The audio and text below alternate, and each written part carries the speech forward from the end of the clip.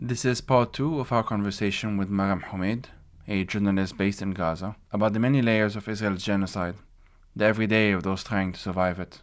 The full episode is available on the Patreon of From the Periphery. That is patreon.com/From the Periphery. Thank you for listening.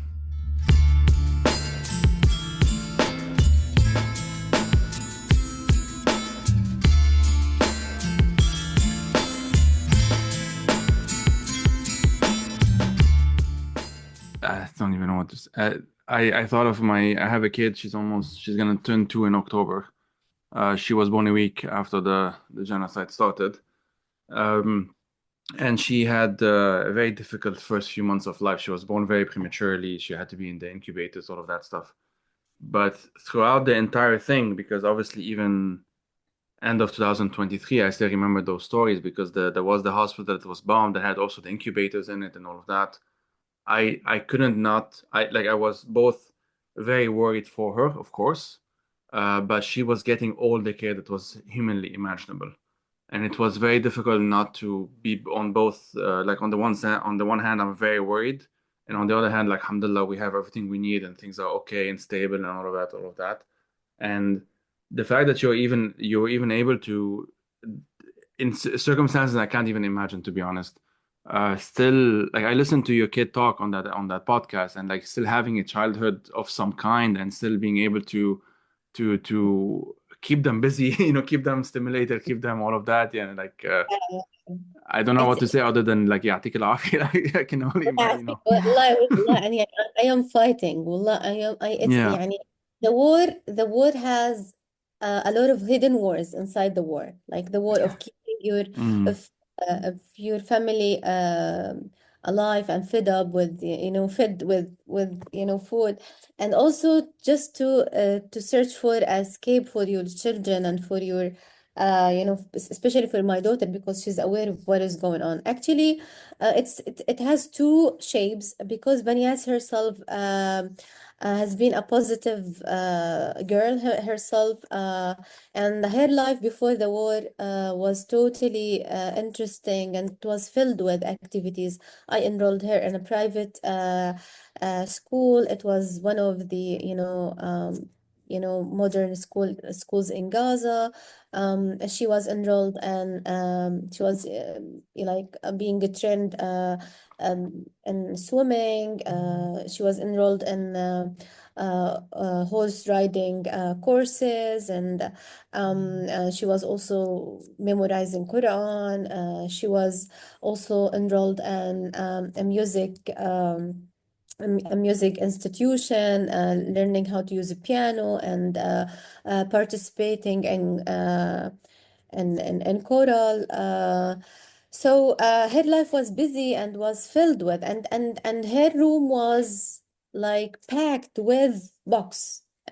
She was reading, and I like screen time, mobile was totally forbidden in my home. I was just giving her only 2 hours after her school daytime, and that's it.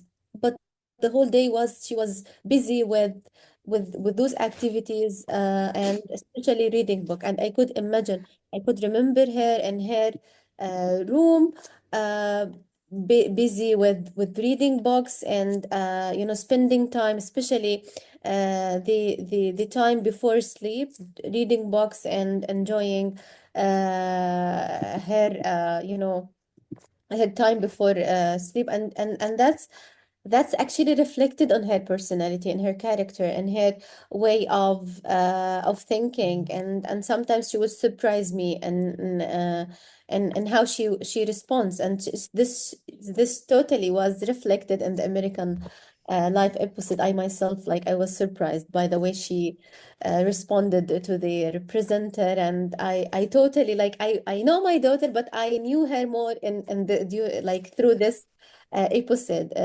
Like, it was totally different for me, and the way she was dealing with the situation, this what Mm. surprised and saddened me, actually, because I was busy somehow with reporting and with with my work. I didn't realize that my daughter was creating escape of what is going on, and in front of me she was showing her sadness and her frustration and her actually being worried of the situation, especially when the tanks were near us and back in last August and July.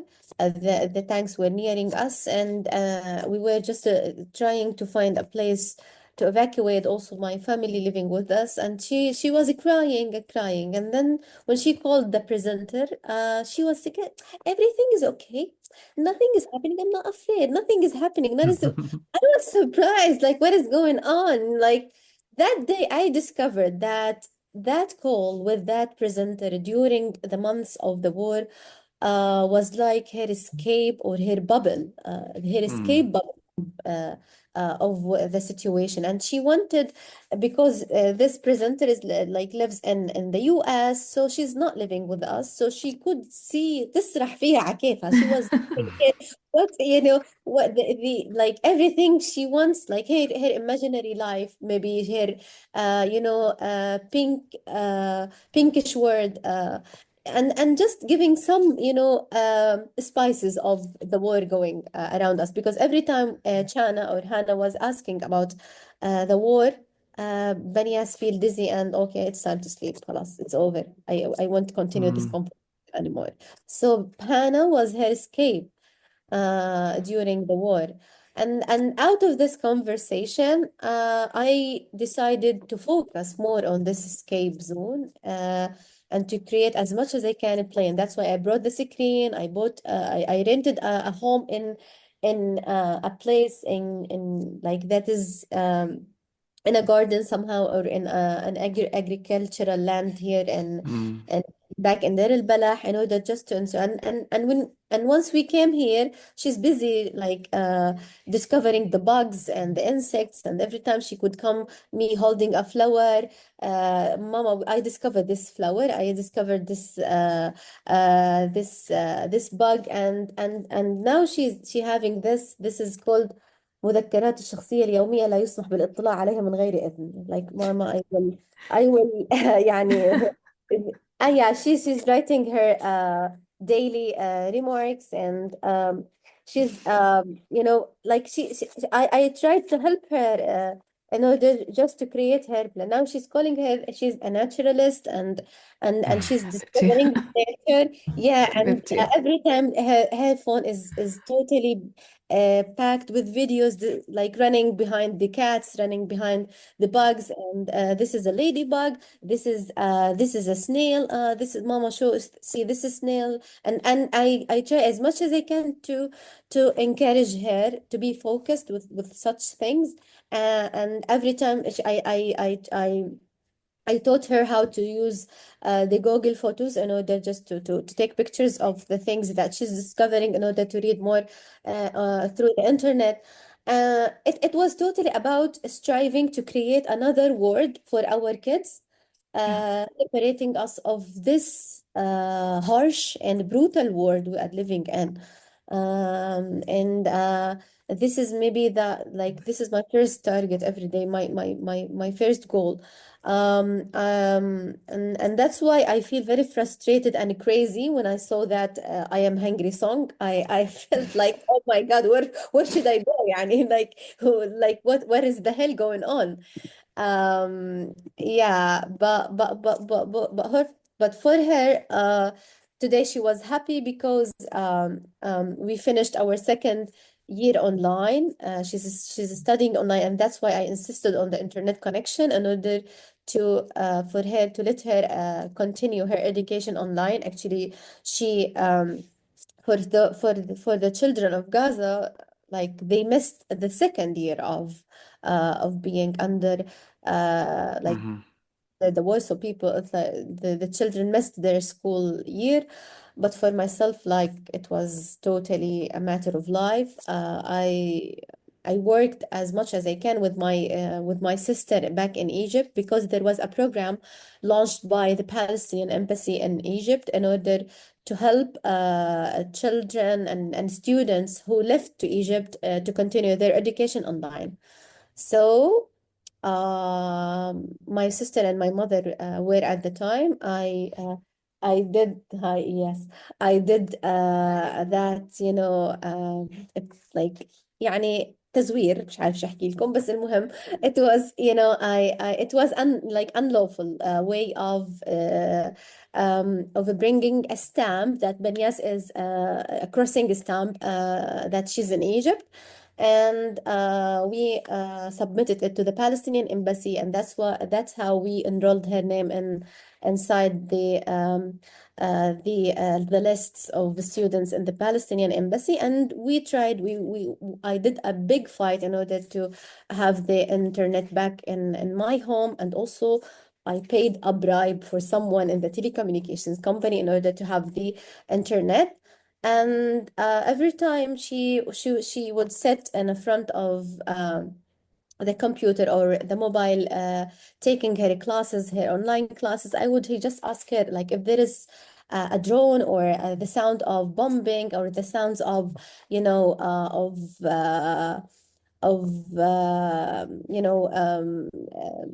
airplanes around us, just to mute the mobile and don't answer. You can just say anything that there is a problem in the internet, or somehow, like, Yeah. it was a secret and education process, and we succeeded for the next, like, we like it was in the first year ended up with her being accredited, and we received a certificate that she officially finished the her third class, and now she's in the fourth grade.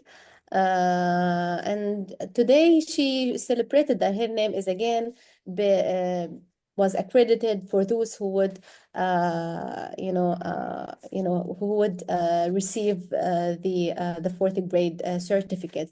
So for the second year we achieved this success, and this means a lot to me as a mother, that I put all my efforts for my kid not to miss a school year, not to miss anything. And I keep encouraging her all the time that education is our tool for everything, and we should keep our minds occupied with useful things as much as we can. And you should feel lucky that you have this chance, because imagine for a child living the situation of the war, being deprived of everything, food, school, friends, colleagues, just enjoying time alone. Like she's totally deprived of the normal life, like sitting in front of the internet and watching and attending online classes is just such a big challenge. But I didn't put a pressure on her to be that skillful one. I tell her always that you need to attend, and you need just to absorb and focus as much as you can.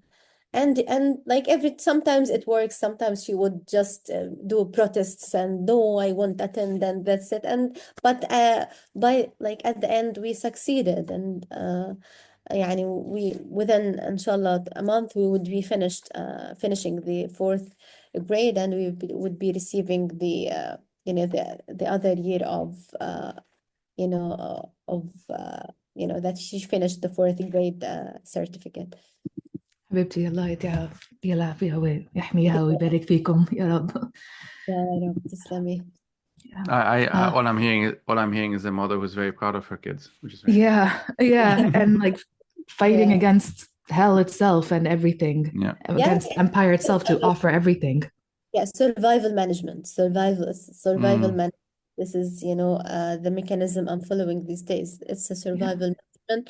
And this year is like these years are being taken out of our time, like our lifetime. Like nothing will compensate us for these years. For myself, I'm a grown up. I had my childhood, I continued my education, but it was really so unbelievable to witness that the life of your kid is being taken away, and his education and your plan for him is being just stolen in front of yourself, and you are not able to do anything. This, like, the plans was being set for Banias before the war, were just like someone, a kid, a talented kid, was just immersed in the knowledge and the self-development at all levels, even the languages. She speaks English, French, and she was trying to learn some Russian. She was open to Inshallah. learn herself, yeah. And I wasn't like forgiving anything around me that would stop this little project. Like, I see her, this is my future project. I was not forgiving any attempt um, to just to destroy this the future of her. So that's why I tried to seek this unlawful ways of enrolling her in the official education in order to continue the her education. Because in Gaza, I would see, I feel very sorry about how kids in Gaza were like, they missed the second year of education. It's for me, this is a disaster. I can't even stand and seeing my kid just sitting and busy with filling water and standing in lines for food and for tequillas, and this how the life of kids here in Gaza looks like here. But yeah, it was an attempt somehow. Yeah, we don't really hear, we hear about the destruction of the academics, and you hear about university students not being able to continue their education. But what we don't hear about is the children who are just starting their education journey, and what it means for them to not have opportunities to even build the foundations. And like you're saying, like, for every child that gets a chance, even in this disaster and even in this like death permeating space, there are thousands upon thousands who don't have an opportunity to even try. And we don't hear from them. Like, those are the silent voices. Yeah, yeah, yeah. This is my biggest problem actually, and this, yani, what drives me crazy at the most, because I met, one time I went to a camp, and I bought some candies when the borders were open, okay, from a child, and she was maybe 10 years old, and I was surprised of the way she was calculating, and she was like a talented maths student. Like, it looks like, I told her that maybe you are, you are talented in maths, right? And she told me directly, I was at the top of my class. And she was just selling some candies and sitting in a front of a tent. I felt very sorry for her. Like, oh my God, I couldn't feel how her mother feels now for her. Like, your child is at the top of his class, and he's talented in math and in science, and he's just had this talented mindset, and now he's sitting just selling things and candies in order to make a living for the family and to afford for the family needs. It's so disappointing, and like catastrophic situation for myself.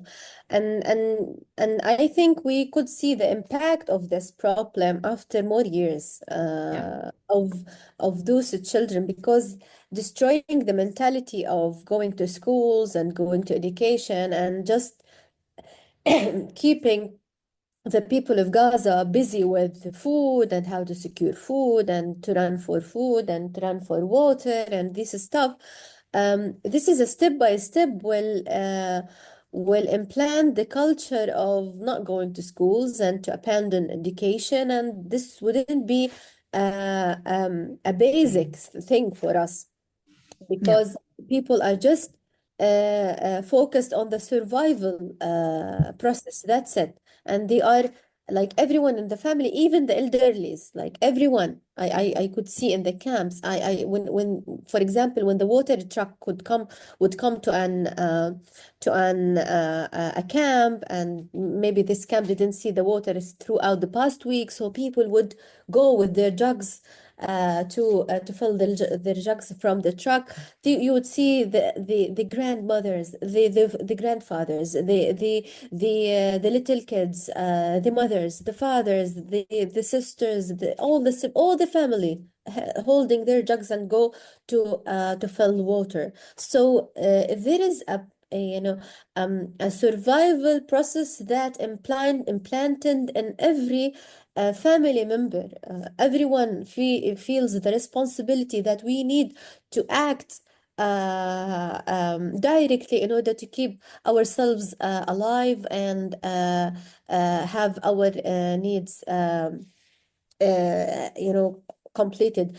Also, those like the father would go to maybe to work or to afford to sell something, and the little kid would go with his little sister to stand in queues in order to fill water, while the mother and the sister would go to fill their pots with food from the tequillas. This is how the ordinary day looks like in the vast majority of people here. I'm telling you, this is up to 50 to 95 percentage of the families here in Gaza. This is how their ordinary life. It's totally about lines and queues and how to secure food and how to secure water. Water is another huge concern for the many for families here. I entered many places in tents, and they don't even have a bathroom. They don't have even a place to shower in, and sometimes water trucks that are it's like these are initiatives supported by NGOs and local organizations, and they distribute this water trucks between places and tents. But the need is huge. They cannot they are moved from a place or from a camp to another. So you would see a camp that is left without water for more than a week. So imagine yourself without drinking water, without water to shower. And now like we entered summer, so it's horrible. Like the situation looks like hell.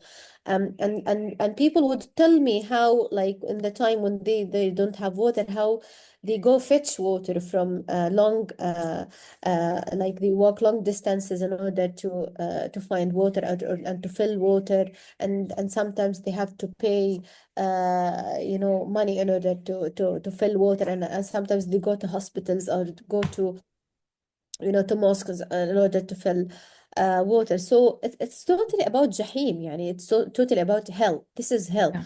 Um, and Yeah. this is, the least thing around this is the genocide and the targeting of the tents over the heads of people, and targeting of people in the safe zones, and just chasing people with death with all means, Yeah. starvation, thirst, with all means.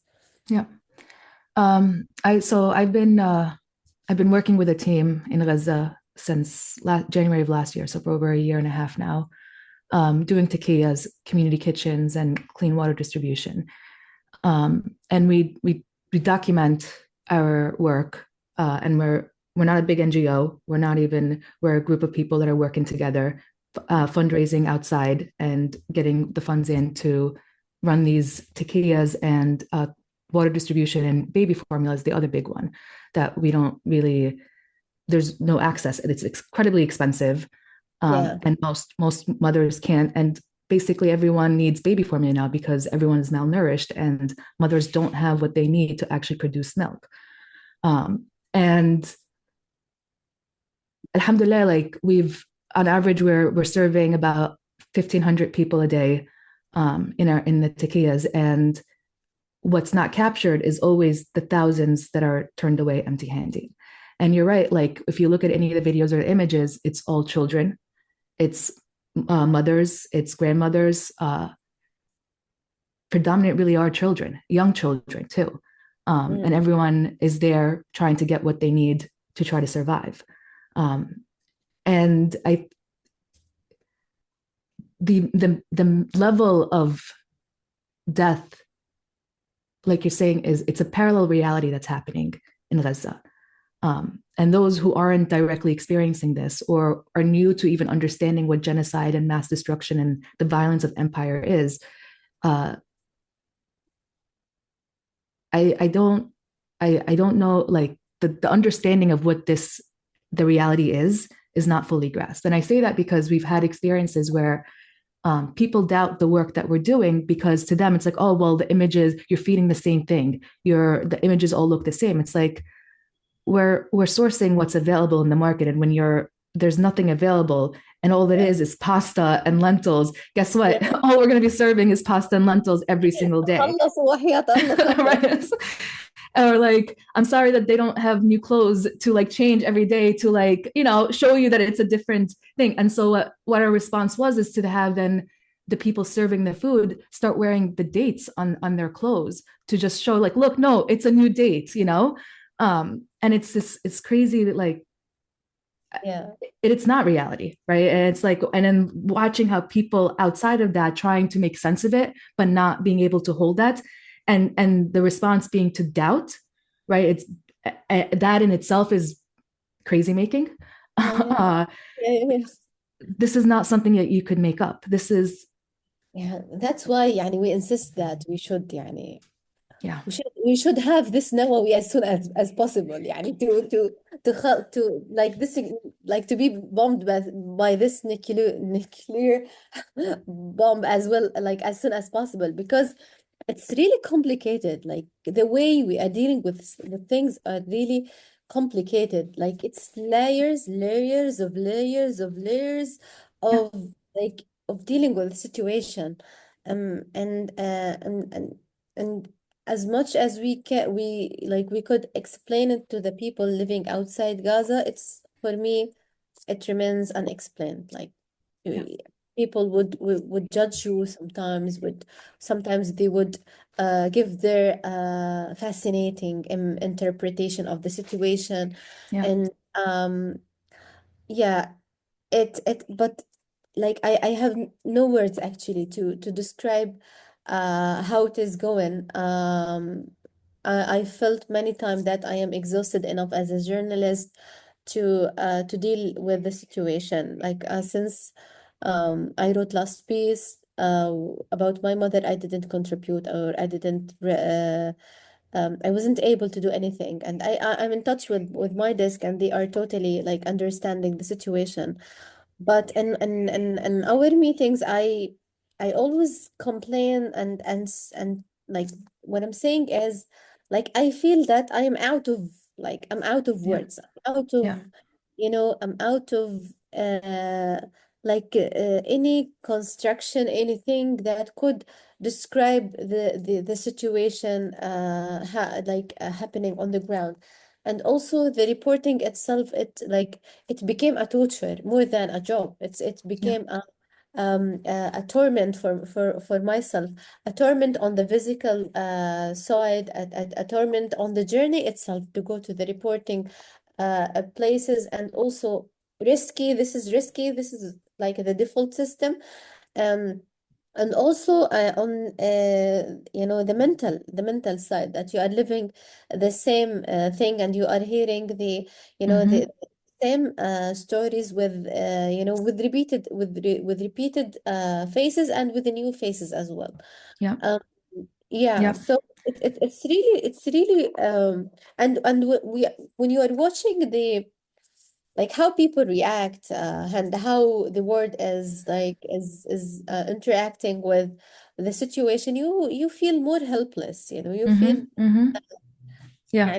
there is a missing point, a missing angle of our work, and seeing that many of journalists on the ground are being targeted and are being killed a day after day with nothing, like with no one standing for the rights of journalists protecting, makes me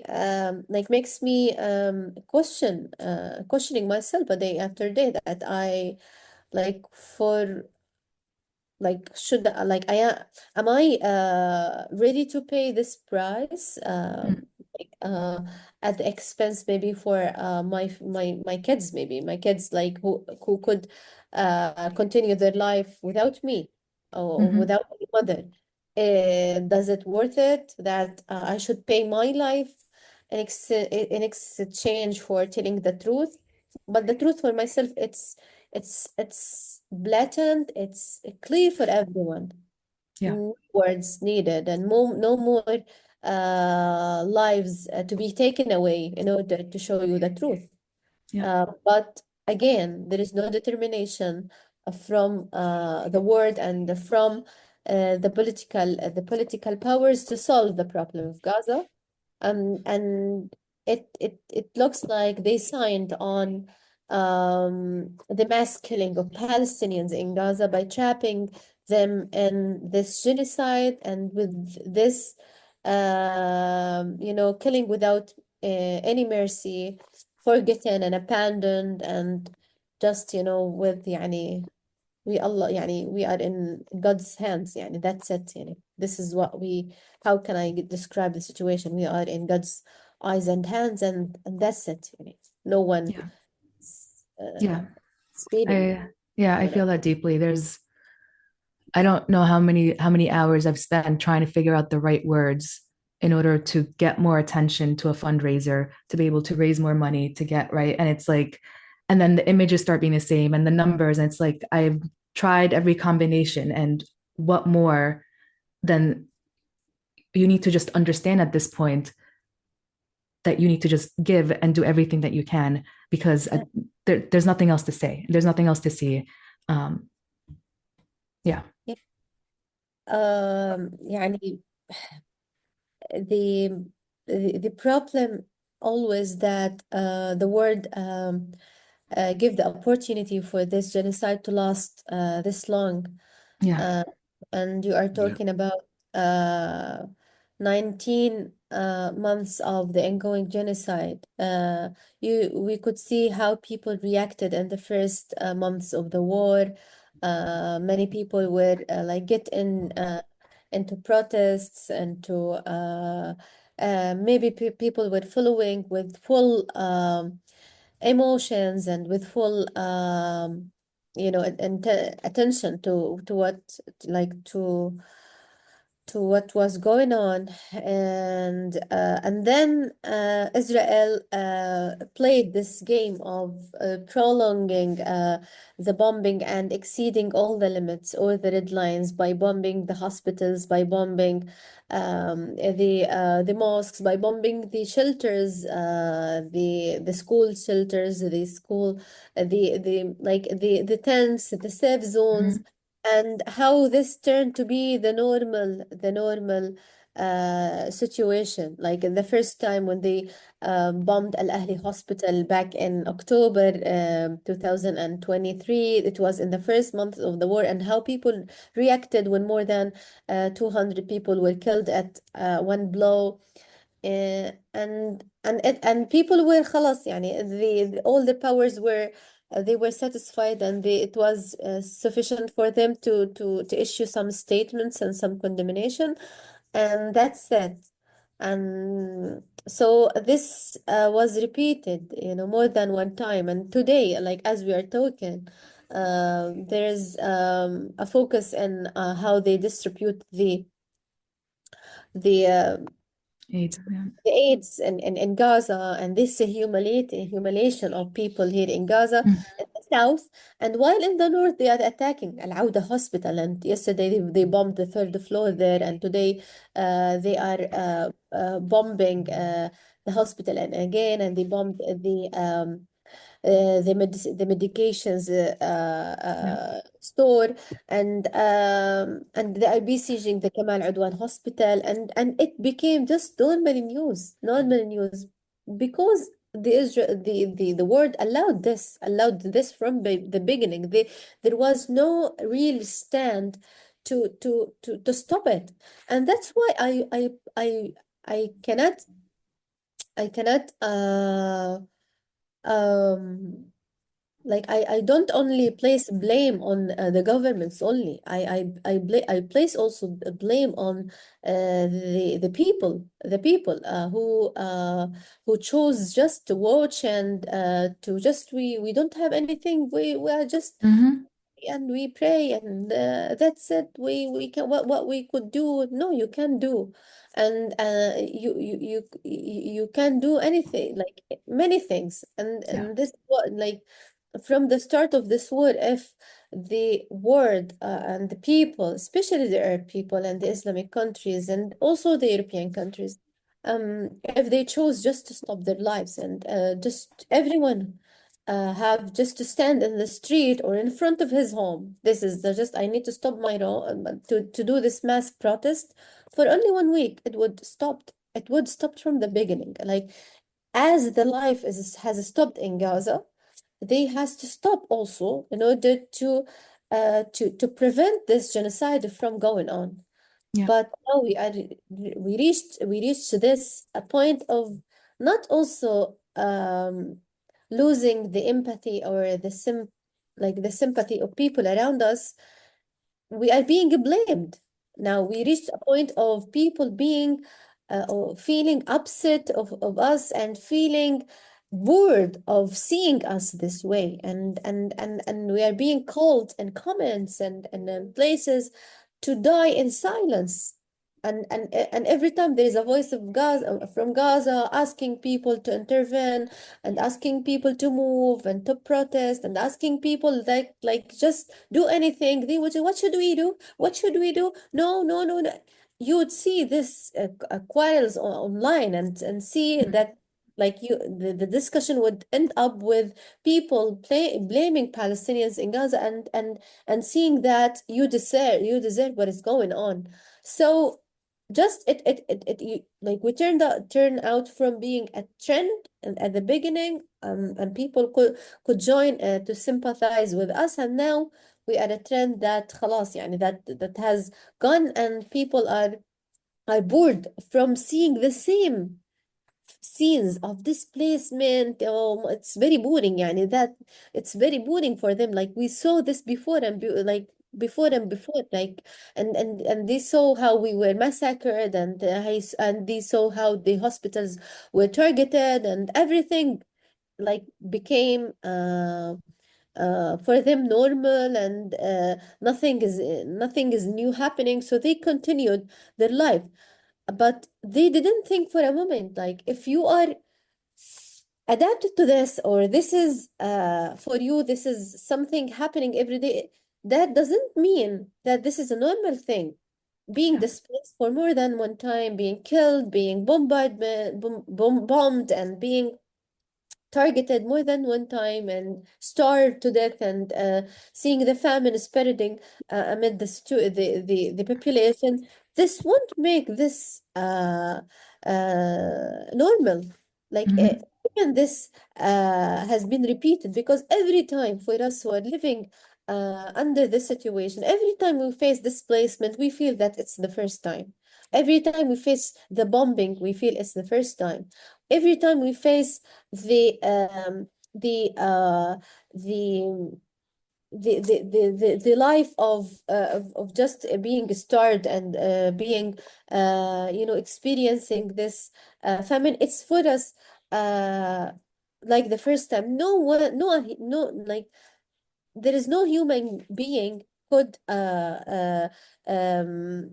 adapt with this situation. Yeah. None of us could adapt with this abnormal situation, and this should be implanted by the minds of people in the world who are watching us. This shouldn't be a normal situation. That's it. This is like they have to restore their humanity back, actually. They have to think about we are not, there is no dignity of the word without supporting the Palestinian people in Gaza. And for myself last night, I wasn't able to sleep for a moment because of the scenes that circulated from that bakery, that when people were fighting on the bread.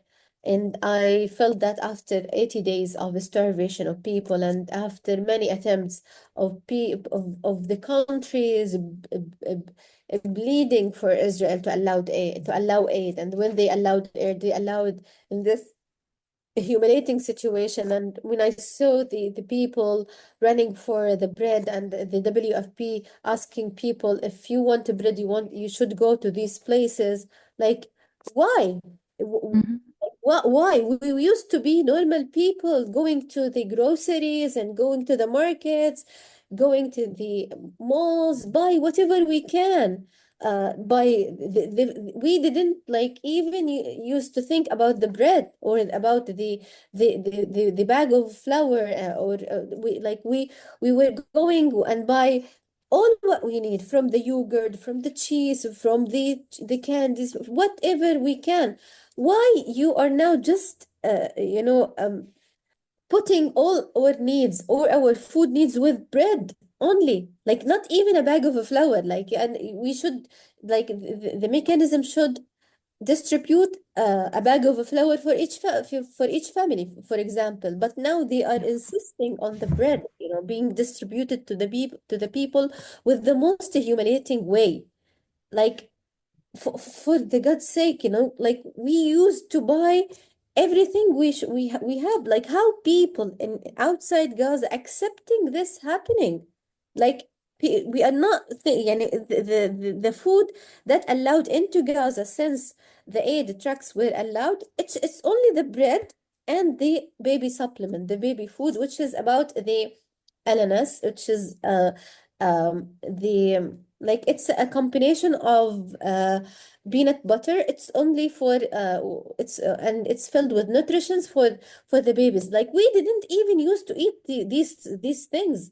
Like, how, like, what is going on? You are punishing us with food. You are depriving and starving people, and you are, when you allow anything, you only allow bread for them. Like, how people are accepting them?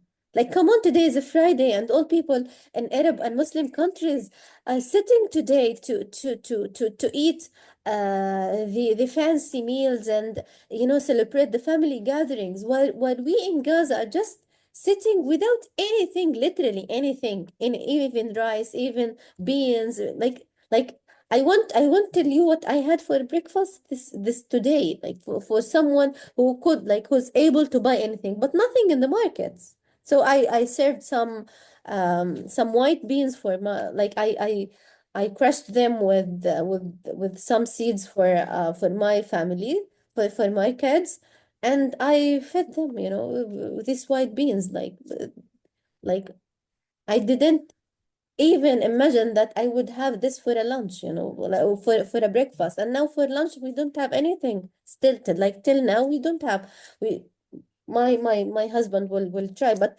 this became our situation throughout the past months. But seeing that when the international pressure was exerted on Israel, and when they did all the attempts to convince Netanyahu to allow some trucks, it was only bags of flowers, and the bags of flour not distributed in people. They were only given to the bakeries, and the bakeries shouldn't sell them to the people. No, the WFP people, the WFP, which is the برنامج الأغذية العالمي, would take these bags of bread and to be distributed to the people and the tents without an organized system. It's about the takiyas. It's about, like, totally like the takiya, when the people gather and the crowd and they fight with each other to receive food. It's also the case for receiving bread. What's the hell of going on? Like, what is going on? Like, we are being punished by food.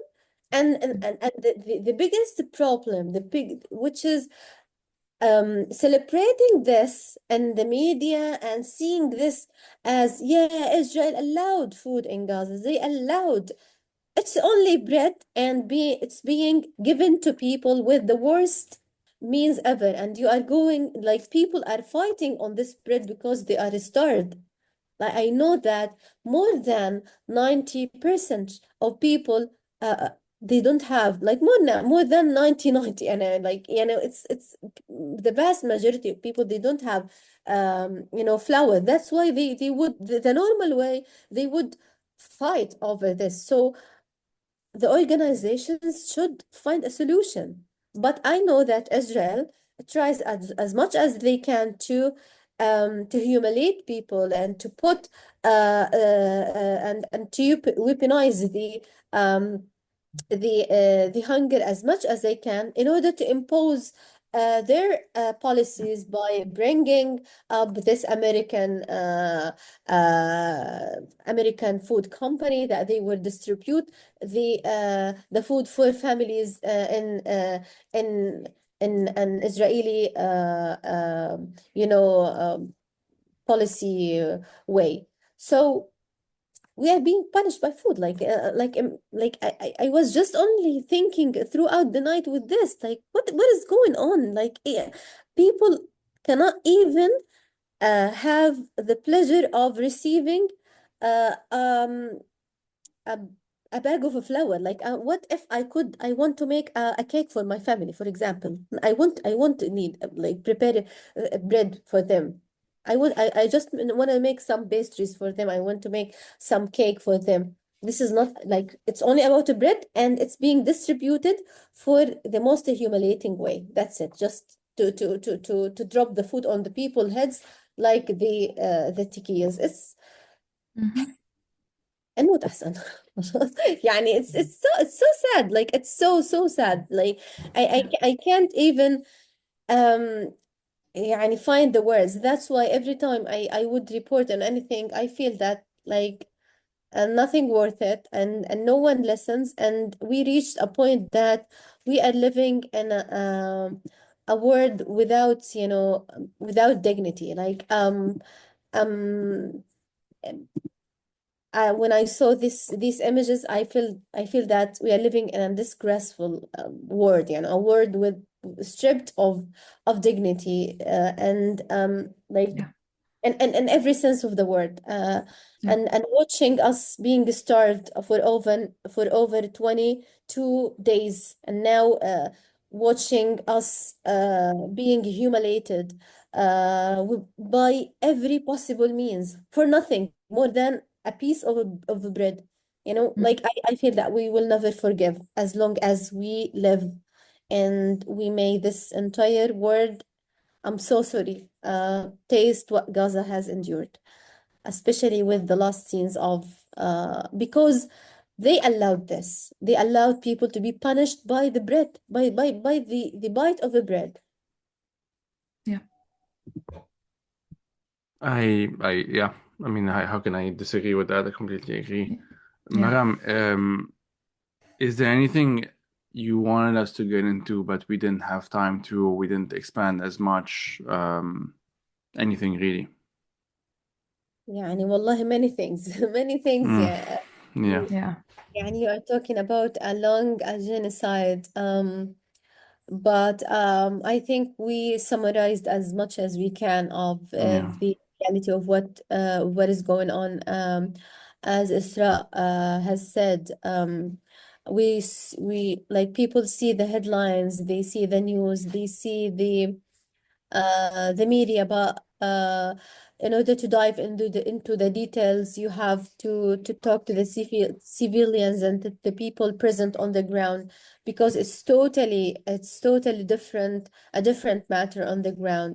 And just I call people to, like, everyone who should stay in touch with at least one person from Gaza, in order to understand how it looks, like, how the situation looks on the ground, and try as much as you can to help, to help with whatever, like, the mean could be. Solidarity and support is very important, like, are very important components of the current situation. we feel abandoned, but it's not, this wouldn't spare me from taking this call to all people and to all free people around the world to step in and to continue their support and not to forget the people of Gaza, because the limit, Israel exceeded all the limits, because they know that we are alone, we are totally alone, and the lives of Gazans do not matter, but we should rise raise this slogan that the lives of Gazans matter, again and again. And yeah, maybe there could be another chapter of this conversation. I would tell you more Yeah. about the life of women actually, and under the genocide, because if I started working or talking about this, it would be another like 3 hours of at least of talking about the reality that women are experiencing Yeah. under this genocide. And because like I'm a female journalist, I had Mm. access how Mhm. women are enduring the suffering, especially those living in tents and living in, in open areas. And because of the sensitive nature of the women and girls, it would add a complicated layer of their suffering under the war. Yeah, I Mm. think that would be great.